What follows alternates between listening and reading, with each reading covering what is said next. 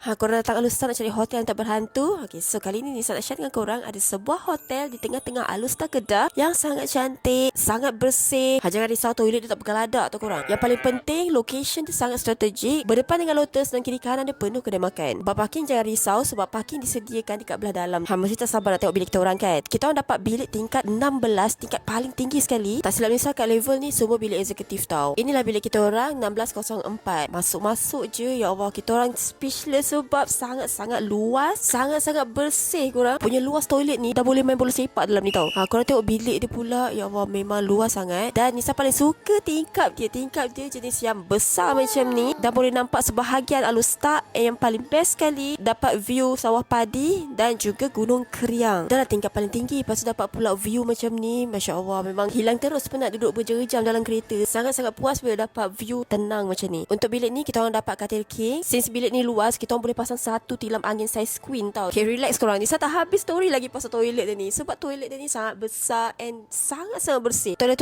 semua memang cukup lah. Ada shower cap semua. So korang tak payah risau. Dekat dalam almari dia ada bathrobe, ada laundry bag, sejadah pun disediakan tau. Nisa suka tau kalau stay kat hotel yang macam ni. Semua kelengkapan ada. Tak payah kita nak request, nak minta-minta kan. Ada bilik yang ada bathtub tau. Tapi kita orang ni tak ada bathtub. Sebab stay dekat sini untuk rehat dan tidur je. Jadi aktiviti kat sini mempadat. Kita nak throw ke satu Alustar ni. Seriously Nisa tak boleh move on dengan view dia tau. Okay, so malam Nisa bawa korang jalan-jalan kejap dekat belah bawah lobby. Malam memang hidup lah lobby dia ni. Sebab dia banyak sangat pot lepak, banyak kursi disediakan, and lobby dia sangat luas. Jom Nisa tunjuk bahagian luar. Okay, macam Nisa cakap awal tadi, dekat belah depan ni je ada Lotus, and kiri kanan banyak kedai makan. Masa Nuan dia pun kedai makan juga untuk para isteri. Cara jujurnya kan, bagi Nisa, Hotel Grand Alora ni sangat-sangat strategik tempat dia. Yang paling penting sangat bersih, and view dia sangat-sangat puas hati korang. Masa korang mana yang plan datang Alustar, better korang cari je Grand Alora ni. Seriously, percutian korang akan lengkap bila stay kat sini.